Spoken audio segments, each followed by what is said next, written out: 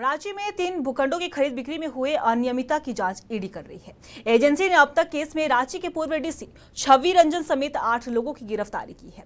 वहीं कोर्ट की इजाजत के बाद ईडी के अधिकारी छवि रंजन से 6 दिनों तक पूछताछ कर चुकी है।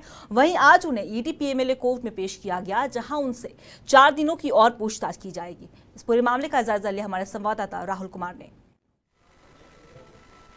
सेना के कब्जे वाली भूमि और चेसायर होम रोड वाली ज़मीन और रांची राजधानी के अन्य जगहों पर अलग अलग जो ज़मीनें थी उस पर अवैध तरीके से कब्जा या अवैध तरीके से खरीद बिक्री का आदेश देने वाले रांची के पूर्व डीसी छवि रंजन की मुश्किलें कम होने की नाम नहीं ले रहे हैं। अब उनसे ईडी 4 दिनों तक और पूछताछ करेगी, 4 दिनों तक और रिमांड में लेकर पूछताछ करेगी। हालांकि अब अगर बात करें तो 5 मई को उनकी गिरफ्तारी हुई थी। उसके बाद 7 मई से लगातार 6 दिनों के रिमांड पर छवि रंजन थे। 6 दिनों के रिमांड अवधि आज पूरी हुई थी और अवधि पूरी होने के बाद कोर्ट में जो न्यायिक प्रक्रिया के तहत होता है छवि रंजन को पेश किया गया।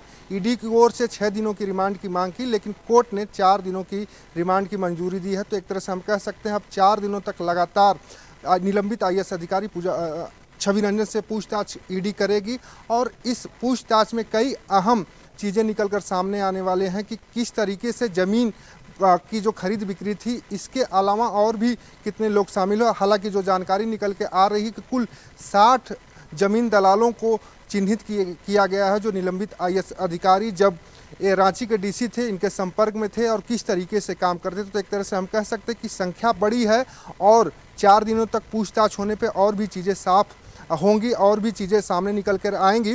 तो एक तरह से हम कह सकते हैं करोड़ों रुपए की ज़मीन का घोटाला सिर्फ रांची राजधानी में हुआ है।